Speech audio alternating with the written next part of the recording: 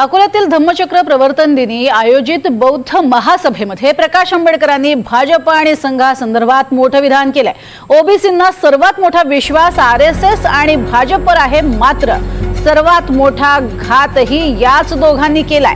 त्यामुळे ओबीसींना स्वतःची लढाई स्वतःच लढावी लागेल। ओबीसींना वंचित शिवाय दुसरा कोणताही पर्याय नाही, असंही आंबेडकरांनी म्हटलंय। याशिवाय मोहन भागवत कधी शेगावच्या गजानन महाराजांच्या मंदिरात गेलेत का? आज मी बोललो म्हणून कदाचित पुढच्या आठवड्यात ते जातील, असं म्हणत त्यांनी चांगला टोला लगवलेला आहे। अकोल्यामध्ये त्यांच्या सभेत त्यांनी ही जोरदार टोलेबाजी केली आहे। विश्वास कोणावरती आहे तर बीजेपी आणि आरएसएस वरती आहे, आणि घात कोणी केला महाराष्ट्राच्या सत्तेवरती कोण बसलाय तर बीजेपी आणि आरएसएस सत्तेवरती। तेव्हा घात कोणी केला ओबीसीचा